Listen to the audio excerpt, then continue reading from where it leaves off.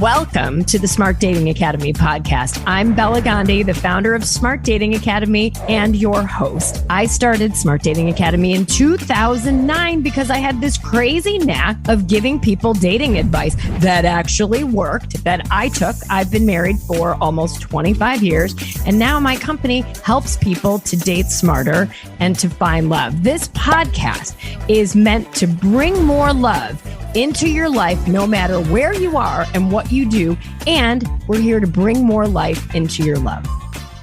Smart daters, it's your favorite kind of episode. It is a love story. And you guys, this love story is so tender. Like, as I'm saying it, I have all the goosebumps and the chills.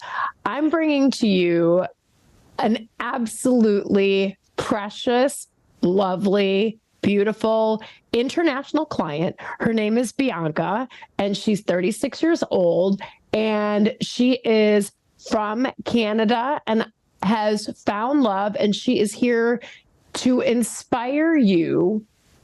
And I think a lot of you will see yourself in Bianca. And I want you to know, if this sounds like you, feels like you, there is so much hope. Bianca, I am so delighted and honored to have you on the Smart Dating Academy podcast. Welcome. Thank you so much. I'm so happy to be here. I am a Love Club graduate from 2023. It is true. Oh my gosh. Now, where do you live in Canada?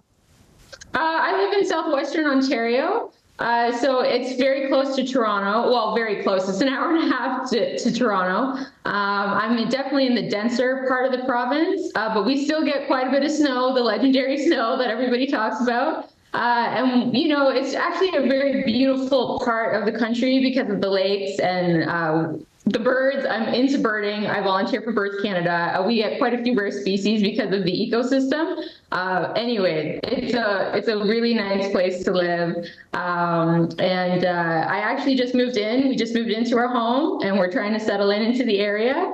And it's just a really nice neighborhood. A lot of families. A lot of people my age. Actually, the demographic just happens to be a lot of people my age, and a lot of people just trying to move up in their careers. We have a lot of industry in the area, and that's how I would best describe it. But the traffic sucks. If you're wondering, yes, it sucks all over the province, from north to south, east to west. There's no way out of it. It's so just that is sucky. True. It's just sucky traffic. So, Bianca, give us a little bit about your demographics. So I am 36 years old right now, and I probably didn't start seriously dating until I was 28. So very late bloomer. No particular reason for that. I happen to be a chemist from the University of Guelph, so I think I did spend quite a bit of time studying. I think that took up a lot of my time for a long time. She's a very smart girl, by the way. Oh, thank you. And I think the best way I would describe, I think it's important to understand my upbringing. I actually grew up in a very traditional, very loving household with both my parents. People always assume if you're single, you know, mom or dad must have been out of the picture. That's not true at all. My parents were both actually very hands-on, very loving, took me to everything, swimming, dance, you name it, they were there. So I was very supported, and I had my forever playmate, who was my sister, and we're still, she lives like 20 minutes away from me now, so we're still very close. And my extended family, I had my entire extended family growing up, so I was hugely supported. I think what actually happened is, as a chemist, we're nerdy. So, you know, you're right. It's part of the territory. In case that wasn't obvious from my Birds Canada volunteering pitch. But anyways, you know, introverted by nature, I think, and just an independent adult. I don't like the word independent because it makes me sound like I never wanted anybody or I never needed anybody. But I just self-sufficient, I think, is the right word. So, and really by my mid-20s, almost kind of like a perfect storm, everyone was married like magic. Like everyone I knew, like everyone in my family had somebody and all of my friends had somebody. and there was just nobody dating.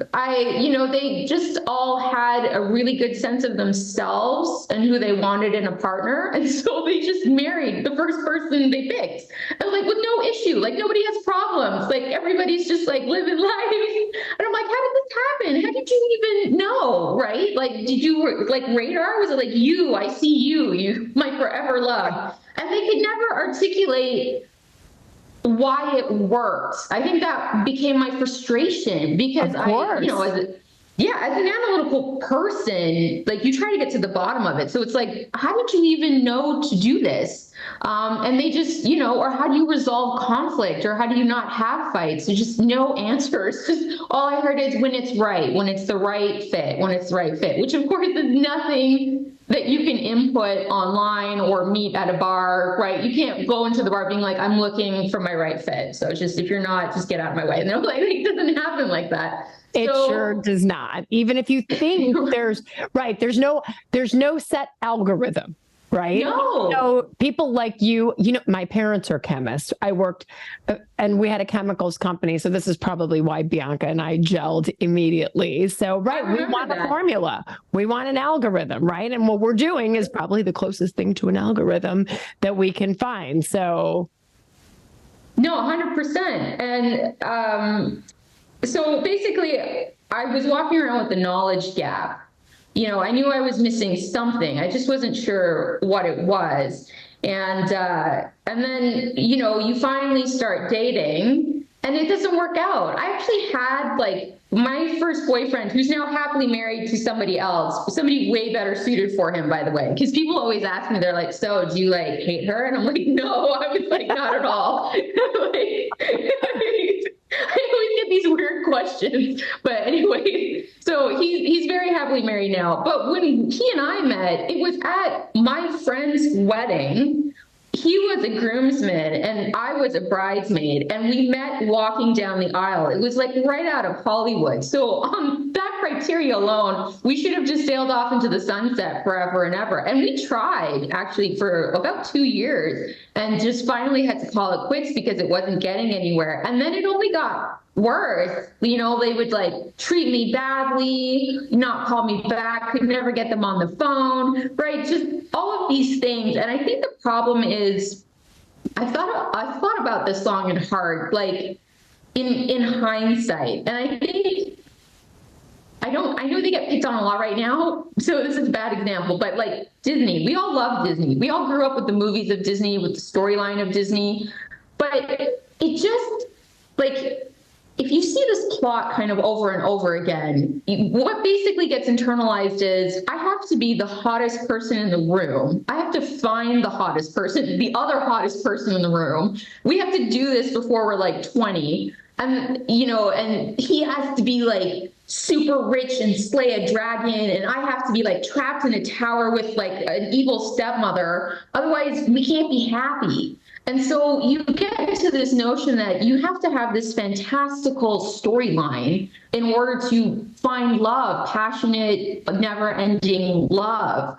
And it's so odd because so you have this like massive expectation hanging over you, no criteria of what Prince Charming even looks like. And everybody's just like, you'll find him, just go forward, no worries. Right? Like, absolutely.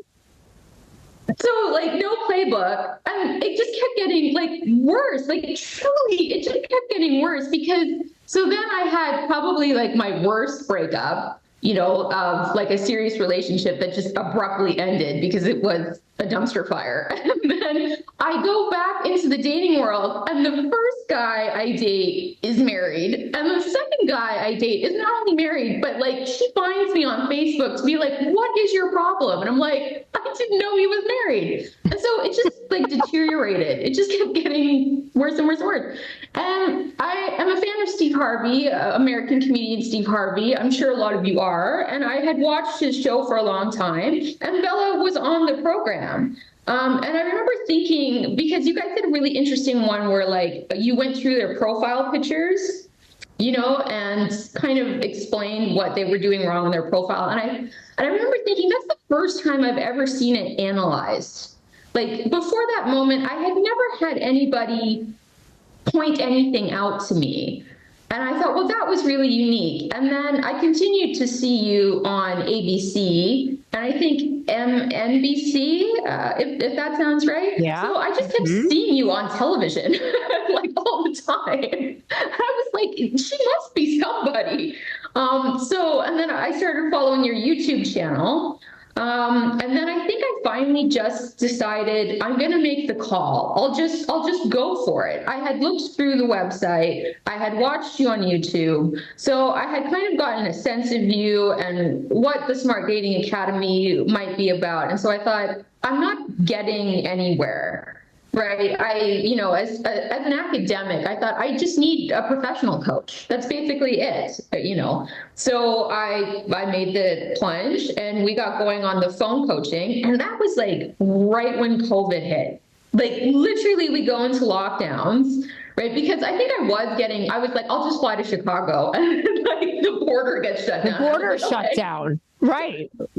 And you're like, okay, I can't come to you, so I'm going to do this remotely. And thank goodness for Zoom.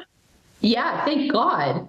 Because not just Zoom, but thank God for online dating. And just because otherwise I would have just been trapped in my condo waiting for COVID to end. So we were in this really strange bubble. And I think a lot of that we pioneered together and the other clients, right? Because we were just getting used to video dating because there was no other option. And I think that's just one aspect of how the Smart Dating Academy innovates.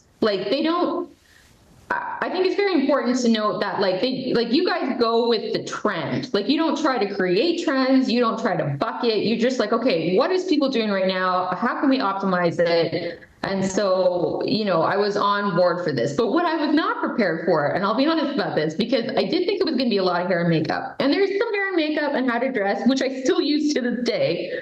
But I remember when I got assessed by Lindsay, because I was receiving the feedback that dates with me felt like interviews, which is not what anyone trying to be a princess locked in a tower wants to hear. So, right, like it's just like the exact opposite of what you're going for. So Lindsay was like, yeah, I can see it. And she was like, do you work in a male-dominated industry? And I actually do. And I was like, how would you even know that? And she was like, because you sit like this. And I was sitting like this when she was talking to me. And I was like, arms crossed, leaning back. I think it's probably as like far back as I could go, probably something like this. And she was like, you're not smiling. She was like, and you're firing questions at me. Right. So, it is what it is. And I was like, okay. And so then we had like a couple of, I think, emergency sessions to try and fix this because there was no way I was going to go into the dating field until like this got corrected. And I had to go get photos because all of my photos up to that point had not even been selfies because that would have been better. It was like friends of mine, like when I'm playing with their kids, like there was one in particular that I'll always remember because she and I still make fun of this. So she had like some kind of flower in the garden. And I was like, this will be great for my profile shot. And so like we kind of shove her kid out of the photo and she takes the shot and that's my headshot for like online dating. So Lindsay was like, these have to go.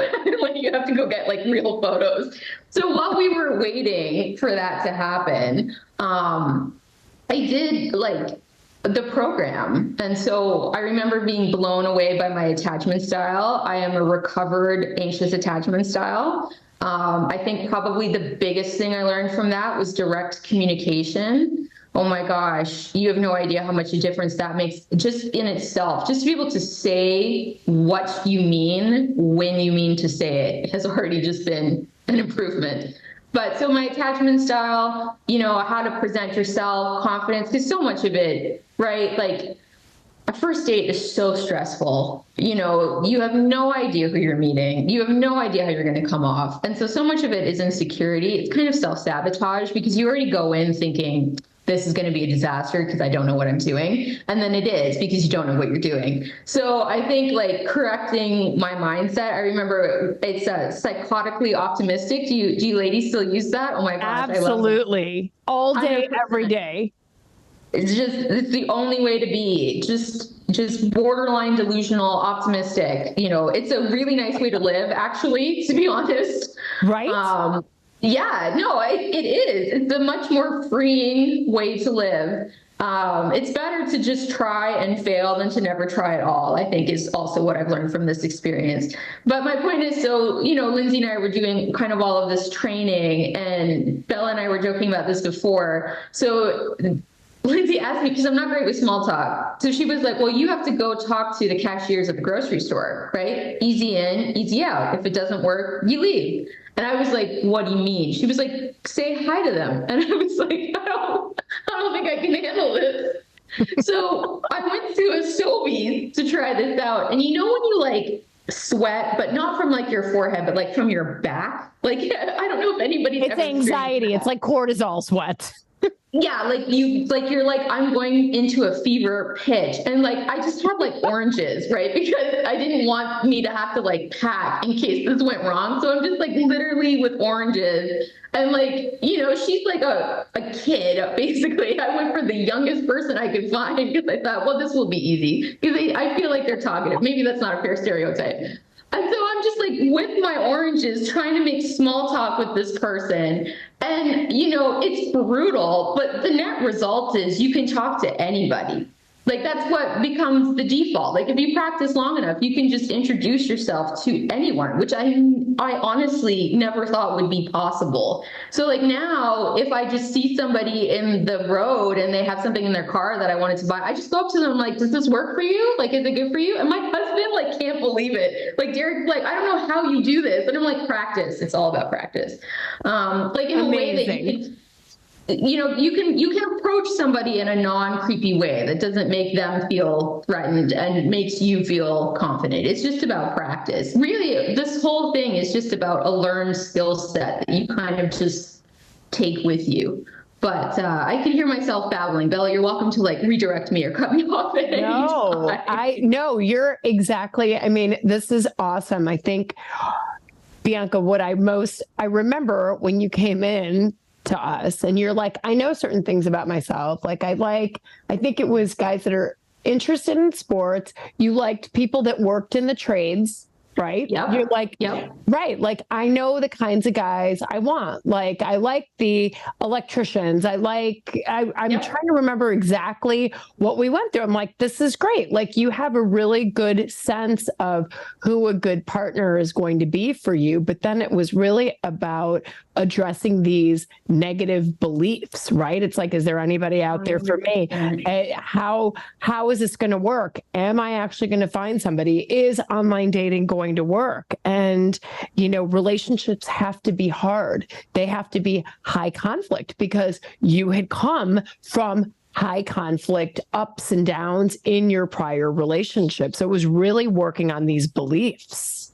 I honestly thought that was like a component, like that was a mandatory component. Like if the couple wasn't fighting, they weren't moving forward. Like, I have a list of, I think, false values that really held me back for a long time. So all the good men are taken. Oh my gosh, how many times do we hear that? Even now, day in and day out, which is not even remotely true.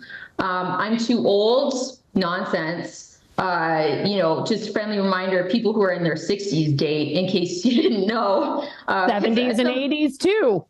It's like, I didn't know either, but it's 100% true. I've made too many mistakes. That was a painful one. I definitely thought I had nixed it somehow, like I had missed my opportunity, right? Because everybody at this point, like everyone I knew was like married with like 3 kids, not even just like 1 kid, like 3. And so I thought I just missed this somehow, which is not true at all. Lasting love is a scarce commodity. I don't know why. My parents have been happily married for almost 40 years. I don't know if, everybody I know has been married now for at least 10 years. So I don't know where I got that from. Oh, this was important. If I had been treated badly in relationship, I did something to deserve that.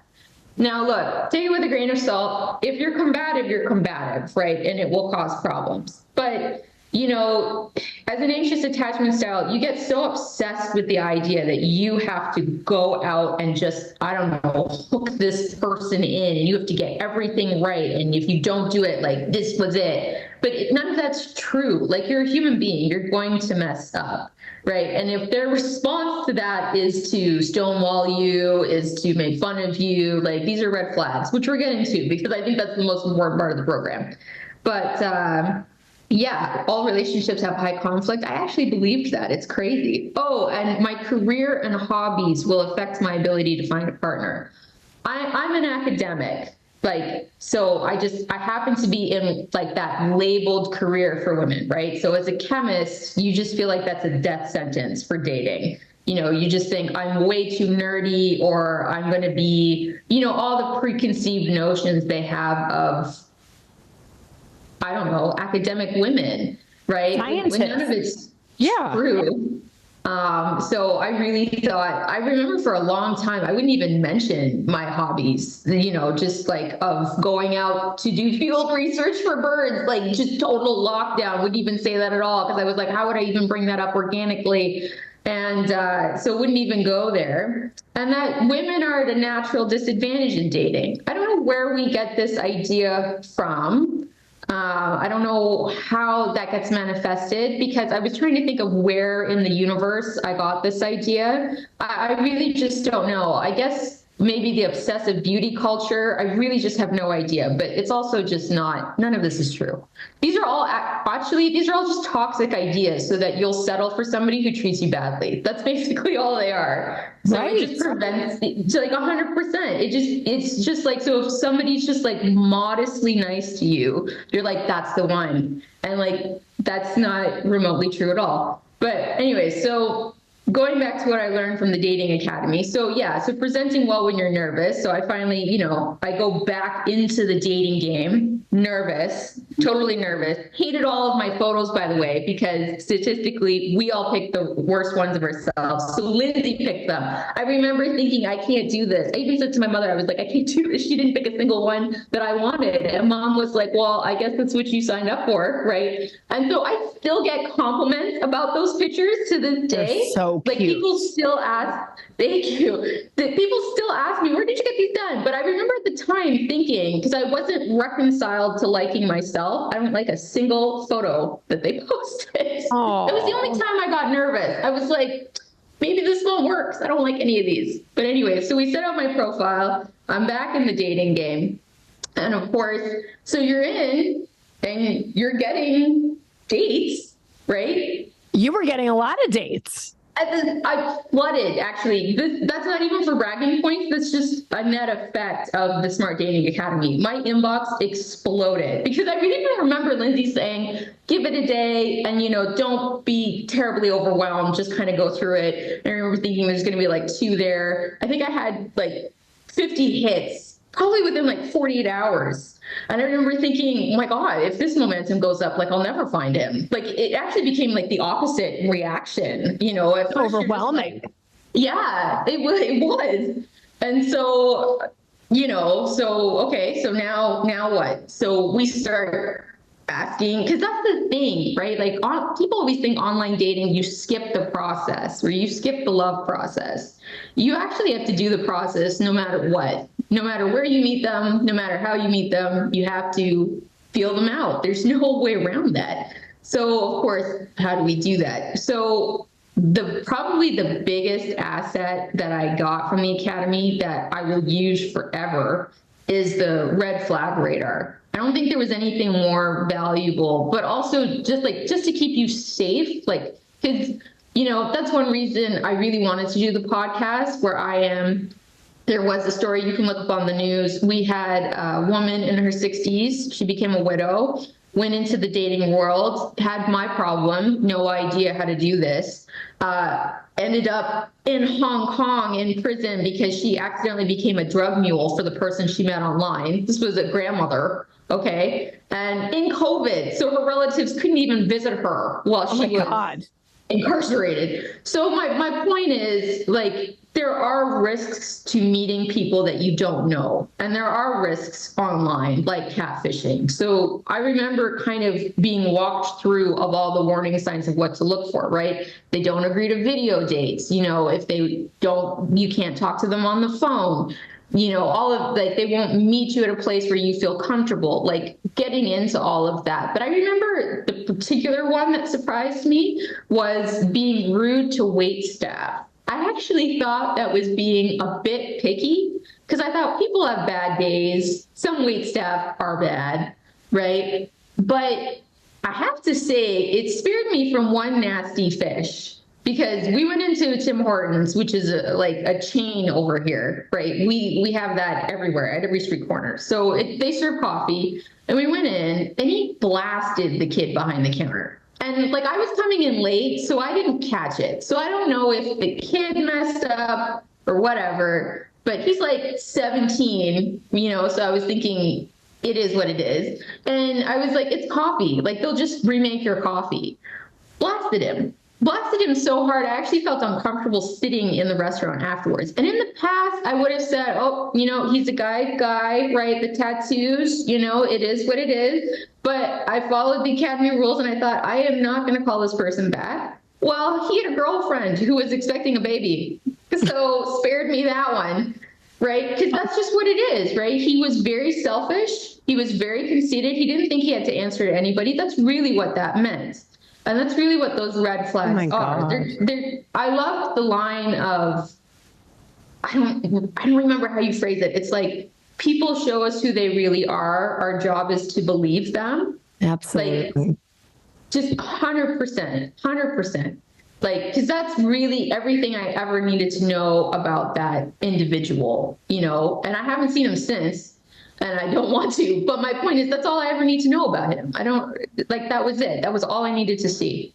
And so I think the old version of me would have like laughed it off and thought, well, he's just having a bad day. That's just what life is on the job for this poor 17-year-old. But no, like, it's not okay. It's not okay. It's not okay. It's a character. It's displaying character, right? And if you flash forward now, you're newly married, but you've been in this relationship, and we'll get to Derek in a minute, but you see that things don't always go well, right? And when you look at somebody who flips out over a frigging coffee and loses their load over that, what is that person going to be like one day when they're angry at you, their intimate partner, right? If they can do this in public, what are they going to do to you in private?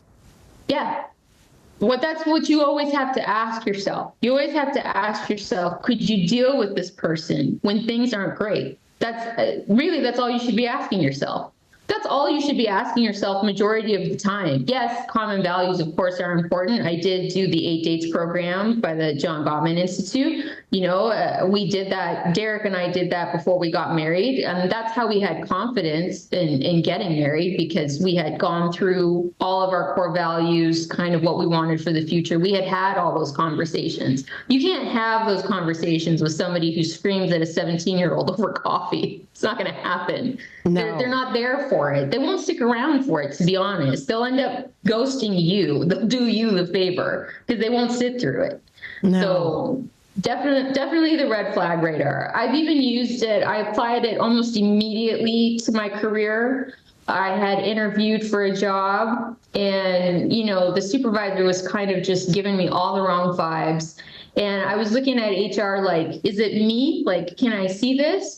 And it wasn't anything in particular. I think it was a couple of comments, about some very reasonable questions I had made. And I just, trusted my gut, as I had learned how to do. And I did not take the job. And I have learned that since then, they've had very high turnover. Wow. Very high turnover. Yeah. They've lost 3 staff members just under, I want to say, like 14 months. Just a revolving door at this moment in time, because high conflicts, right? It's very challenging to work with people who aren't willing to work with you. So yeah, you have, it sucks. I know it really sucks. Like when you meet somebody and they're attractive and you think, oh, they're so much fun. And then you see the red flag, right? Like it comes out and you're just like, oh, like, no, like, why are you? Please. Please, just no red flags. And then the red flag shows itself. And if you have that scarcity mindset, that's when you're willing to sweep it under the rug because you're like, oh, there's no good ones left. I'm being too picky. This is fine. He's a guy's guy. And we sweep that stuff under the rug. And that's where we go off track. That's exactly what happens. That's exactly how it happens because you just make allowance for it. I'm not saying anybody out there is like, well, I'll fix it. I know some people know that's not possible, right? That's not how we think. We're educated people. We just make an allowance. We just say it was a bad day. We just rule it out. We dismiss it for exactly that reason, because you think, even though at the time you're getting like 50 dates in your inbox, you think to yourself, I'll never find somebody who will match me. So it's really that mindset, that psychotically optimistic mindset. It in itself kind of like deflects so much of the people that we don't want to end up being with.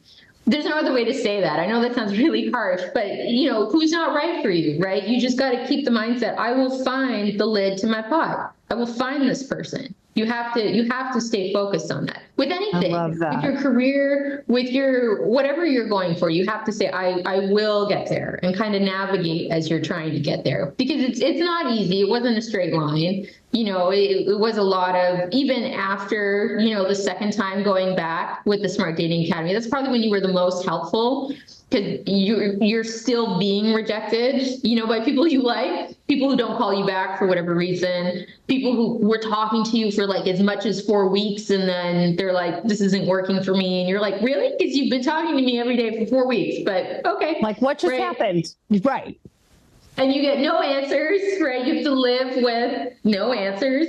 And I think those were days, because I remember you and Lindsay fielding a lot of those emails of like, this didn't work, he didn't call me back, blah, blah, blah. Because, relatives aren't great with stuff like that, right? Like if you go to relatives and you're like, well, he never called me back. Relatives might say to you, well, what did you do wrong? Right? It's not always the response you're hoping for. Right. It's like, oh, you screwed that up again, honey. What did you do? You're too picky. And that's why we have our clients not talk to family and friends about their relationships. Like, leave it with us. We will keep you on track, because as well-intentioned as they are, they don't do this for work. It's like asking your neighbor who's a lawyer if he can do your root canal.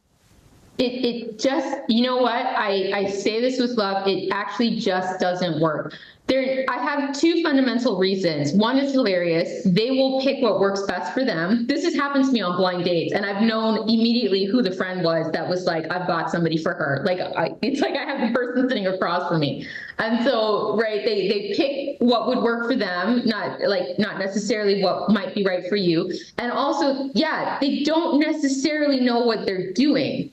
Like, that's a harsh reality, but it's true, right? Especially in my case, because they all managed to pick somebody right out the gate. Nobody dated. There was nobody who had any idea how to use Bumble. People didn't know what I was talking about. They were like, you mean Match, right? I'm like, no, Bumble. I was like, there's more than one. Like, they didn't even, you know what I mean? So some of us just, no clue. Some of us just don't have anything that they're working with. But, so... Sorry, I've lost my train of thought. Yeah, so red flags. That's kind of... I love that. And I love that the rubric of red flag helped you with dating, and it helped you in your own life with your career. And tell us now, okay, so you're internalizing the model, you're dating SDA style, Smart Dating Academy style. Now, tell us about this amazing man, Derek, who is now your husband. How did he enter your life? Well, that has its own cute story. We were still in the height of COVID. It was at the very start of 2021, and Ontario had actually just gone back into kind of like an emergency lockdown. It wasn't planned. So Premier Doug Ford locked us down over Christmas. Hugely controversial, but they felt like they had no choice. And so he and I had to meet outside in January. So it's like -20.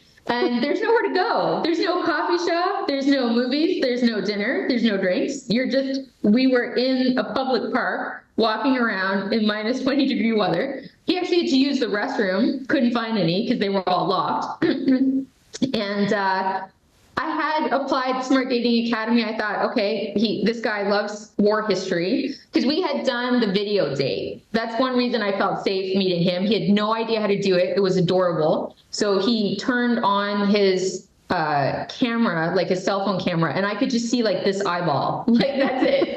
And I kept telling to him, like, pull it back. And he had no idea what I was talking about. And then like it cut because Bumble had like just put in that feature and it wasn't reliable. So it cut out on him, and then we ended up talking on the phone. But I thought, okay, I'll meet him. He's trying. He's trying. And so when we first got to the date, we had agreed to meet at a grocery store because it was one of the only places open and lit. And he actually went to the wrong Food Basics on the other side of town. And he was texting me like, where are you? I don't see you. And I was like, I don't see you either. And then I was like, oh, I know where you are. And so he drove to the correct Food Basics. And we walked around in -20-degree weather, talking just very casually, and he was actually very quiet. My husband has my problem. He's even more introverted, and I would say even less social. He has his group of buddies, they're ride or die, but he's just not great at reaching out to people who he doesn't know. And my husband works extended hours. He can work 12 to 14-hour days. So, he doesn't have a lot of time to just go out and try and meet people. So that's why he was online. And I actually went home after the first date thinking he's never going to call me back, because he didn't say anything really. Like, I was doing most of the talking, as you can hear now, and I wasn't really getting a lot of questions. And so I thought, well, I'll just never hear from him again. And he did call me back, and we went walking for a second time in even colder weather. And just like for hours, just literally, I think until like our faces was going to fall off. And I remember thinking on the second date, he has a sense of humor. It's pretty dry because he was shy, right? Like, he was kind of being like, okay, I don't want to flood her with too much. But I thought, if he could be himself, if he wasn't nervous, he'd actually have a sense of humor. And to be honest, we just kept dating that way because we had no choice. Like, everything stayed locked. And so we, like, if I show the grandkids in the future, it's ironically just going to be a bunch of photos of birds in the winter. Like, those were our photos from our first dates. In fact, we had this as our wedding cake topper on one of our dates. We saw this cardinal, and he was really puffed up, because he's getting ready to do his thing. He's getting ready to date with us. And we just stared at this bird because he was really beautiful, and I like birds, and I knew a lot about cardinals, and I shared this with him, which is what I write the death knell in the past, right? To just never talk about my nerdy hobbies. And he was just like so fixated. And so it ended up being our wedding cake topper, that we were just male and female cardinals. And that's what I mean. Like, oh. Yeah, like, it's so sweet on its own, without, like, there's nothing wrong with Hollywood. Like, if you meet somebody and it's love at first sight, go for it. Like, I'm not going to say take what you can get, because that's the absolute wrong attitude we want here, but like, go with it. And that's another thing I just want to say, because like, I have a lot of friends who, like, we're traditional and a lot of us are religious. And so they feel like if they go online, it messes with their fate. It messes with the path the universe has laid out for them. And as somebody who fully believes that God could literally mail the person to your door, like, I still believe that even now. I would like to challenge you that if that scenario hasn't happened, you might not have the social skills to carry the relationship forward. And that's something serious to consider. because I think had I stayed an anxious attachment style where the need is to text endlessly and call endlessly and check in to see where we're doing, it wouldn't have worked because his job just doesn't allow that kind of spare time. Like, he doesn't have time to constantly answer my text messages and constantly reassure me that he's there for me. So I would just urge you to consider that if you haven't had a particular setup happen, that's not the end of the world. It might just be that you have to go a different way, that's just your path. And it can still just be as fun and cute and romantic. It's just not a Hollywood byline. That's it. That's all you're missing. You're just not like he's not Chris Hemsworth and we're not Anne Hathaway as much as we would like to be. Like, it's just but that's okay. Like, that's what I mean. Like, we're just like being a normal person looking for another normal, ordinary person, I think I should say. I'm sure the other two are totally normal, but just looking for another ordinary person. That in itself ends up being a fun story because that was our dating. Like, that was the big joke when we were dating, is that for 6 months, we could only meet outside. We couldn't meet any of our relatives. My father has a chronic cough, so there was no way that was happening. And I think his father was recovering from an arm injury that had required surgery, so I couldn't meet his side of the family. So it was just kind of like us in this secret bubble for months and months. And you did walks outside for all those months. All those months. That's what I mean. I think we went on one date because I think lockdown lifted just long enough that we could actually go in and eat a meal. And then it immediately went back under lockdown again for Easter that year, our particular province. And so I don't think he actually met my parents until June. But by that point, we had already done the 8 dates and we had already spent all of this time together. So there was no risk. And I didn't really need, I say this gently because I love my parents, obviously, and their opinion means quite a bit to me, but I didn't really need anybody's approval or validation at that point. I had enough kind of security in the relationship that I thought this might actually be it. Already, even back then, I didn't say anything because, I do the whole year, right? We always recommend you do the whole year. But I just remember thinking this, at the very least, this is very different. It's very promising. And I know that you knew who your elevator people were, the people that made you happy. And we talked about red flags, but then it's what are the green flags? And I know from early on, he met your green flags. He, loved your hobbies, liked you for you, was supportive and a cheerleader, and your relationship was just easy overall. And easy doesn't mean there's no conflict, but it means we can navigate through things easily. And for listeners, I just want to, hark back to one point. I know, and Bianca was saying about Hollywood and everybody wants their meet cute to be something different. And we don't expect that to be online dating to some sense. But if you look at an amazing, high quality guy like Derek, who is introverted and who has, great friends, but a small group, is not going to be the guy that's going to walk into a pub and be like, hey, never. Isn't the guy that's going to talk to the cashier, even if he's got a sack of oranges with him. So the place, when you're meeting, I'm not saying online dating is easy or it's without flaws but it levels the playing field. People, good people that are more introverted, but would make great partners. They feel more secure and like they actually have a shot at this by doing online dating. So that can be your meet cute, and it's A-okay, right? Right now, the data shows, since I started this business 15 years ago, that 1 in 3 marriages take place because of online dating. I think that number is dreadfully understated. So I just wanted to highlight the meet cute I mean, listen to this story. You met on a dating app and he was at the wrong store and he didn't know how to do a video date even before that. And you dated his eyeball, but then you're like, he's trying. And then he was at the wrong grocery store. And then your wedding toppers were cardinals, right? It's like all of this stuff. You couldn't plan a cuter story than that.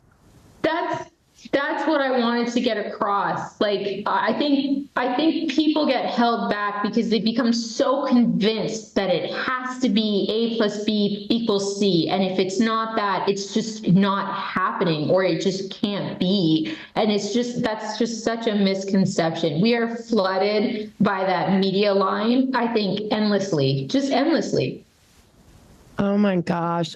We just get fed all these false values that if he's not a particular way, my husband would never walk into a bar and just go up into a woman and be like, you know what, I think you're stunning and I think you're the one for me. Never. He would die. We wouldn't be able to handle it. I don't think he could do it, to be honest. He would vaporize. So it would just never happen. He would vaporize. And even the hours. Even the hours that he was working, like, there's no way. At the time, he was working 12 hours a day, 6 days a week. So we were dating, I think, like either every Saturday or every Sunday, just for a long time. And that's just how it was. And I'm just very supportive of everything that I think I was most afraid of, right? Just like super nerdy, into all of this, just, right? Like, who do you know catalogs birds, right? But just like into it, because he likes hiking. So it's not an issue, right? We'll just go hiking and he'll be like, oh, is that something over there? You know what I mean? Like, right? You just lean in. You just end up leaning in. But easy, yes. I remember it.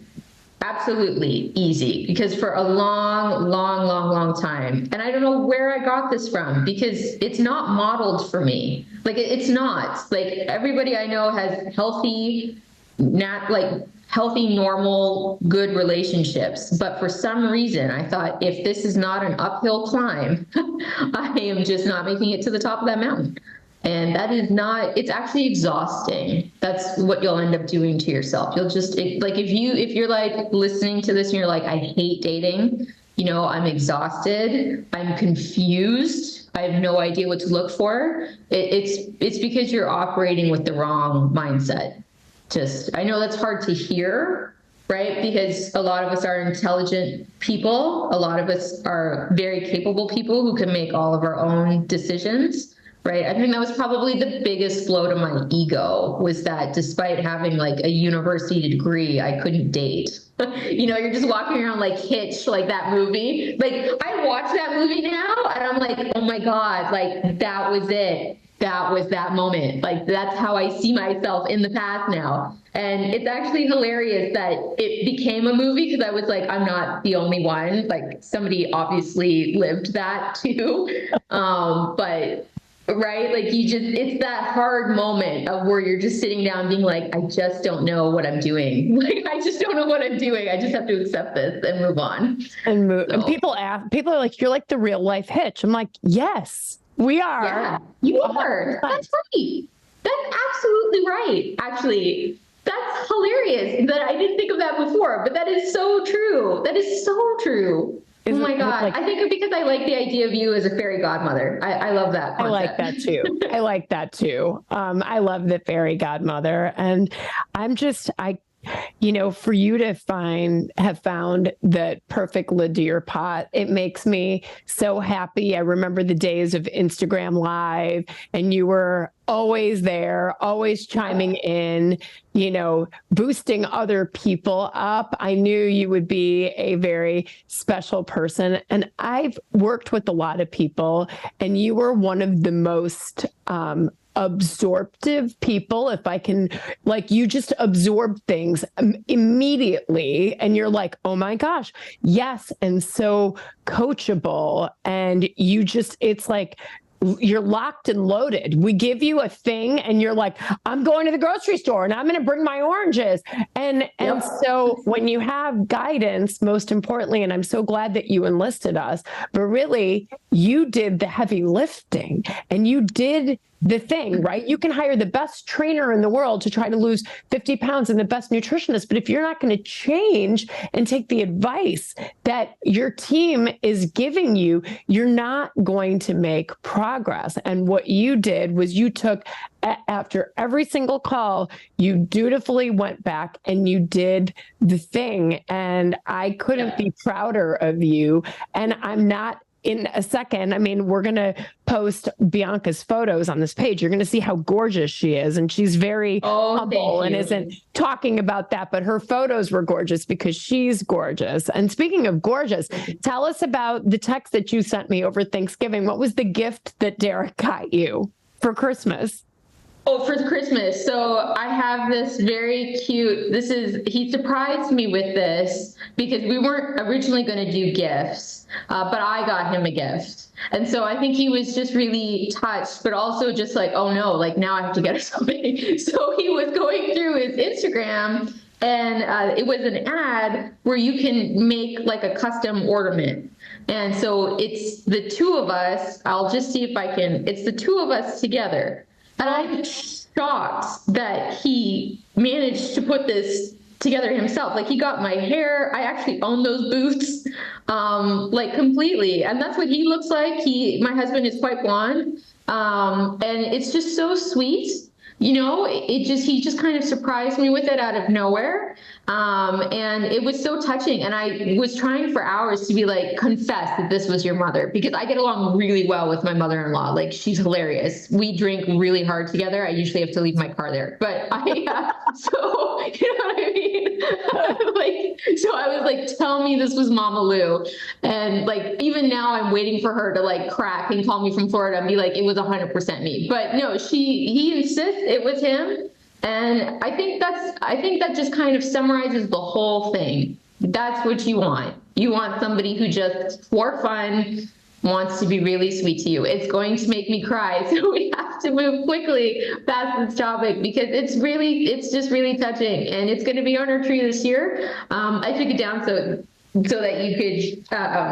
I took it off the tree so that people could see it, because I don't know how well you can see the tree, but this is our Christmas tree. We're doing a little bit of remodeling on the other side of the house, so I made sure this was the actual background and not what's on the other side of the computer. Yeah, so just really sweet. And you know, it's just so nice to have someone to lean on. It's actually like a team. It's a team dynamic. It's not you trying to live up to somebody's expectations. It's not somebody running the show. It's just the two of you, you know, kind of working on it. And working on it's not even the right word, just in tandem. The two of you are just like in your tandem. partners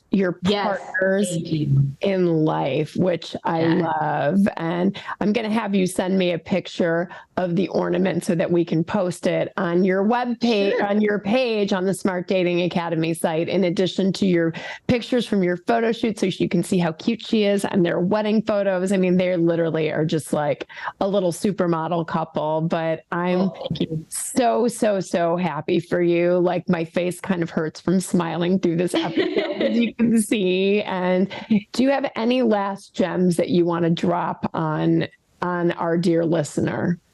Anything I haven't asked? I can end it on a fun note, which I think was a good sign of things to come. I had thought of icebreakers for a long time on the website, like, you know, because on Bumble, women make the first move. So I thought, what can I ask this person that isn't, how are you? Right? Because it doesn't really give people much leeway. So I thought, okay, if you could be anything in the ocean, what would you be, right? Because, again, I'm a nerd. And looking back, I can't believe I actually went that route. But anyway, so if you could be anything in the ocean, what would you be? And this is true. I would say all of the men without fail just said great white shark. Just everybody, great white shark. Just had to be alpha apex predator. And so it was like hilarious because I thought, well, this actually backfired because I'm getting the exact same answer over and over again. I had one guy say octopus. Kudos to wherever you are right now in the universe. I'm sure you are also happily married. But Derek said hammerhead shark. And I laughed and I said, why would you go for shark and not go for great white? He said, well, hammerheads are actually more vicious. They actually attack more people and they eat more people. And I was like, you win. I was like, that's the most scientific answer I could have had, because he was actually the last person I messaged before I was going to take a bit of a break again on Bumble, because I got overwhelmed by suitors all of a sudden. So I thought, I'm going to take a break. And he was the very last person I messaged. And that was the response I got. And I thought, oh, I got to give this a try. I have to. I thought that's hilarious. So. Hammerhead. I learned something new, you guys, today about the ocean, that hammerheads are more vicious than great white sharks. Go, Derek. That one, you could have gone either way on that one. You could have been like, red flag on this one, who's looking for the highest, level of predator. But I'm totally kidding. I'm so happy for you. We couldn't be happier for you. Lindsay and I send you massive love. And thank you so much for being on to tell your amazing meet cute story. You're the best storyteller, and I wish I could just jump through the screen or the airwaves and give you a giant hug. That is our drag. You and I have always been long distance. That's always been our issue. Someday we will meet. I'm convinced. That would be awesome. All right. I'm happy to share my story anytime at any medium. The Instagram Live. I just want the program to help more people and to do what it's done for me. Right. It changed my life. I'm happily married now. I want that for everybody listening. So it's going to make me cry. We have to have my God, you just made me cry. Oh, I love you, Bianca. Thank you so much for coming on.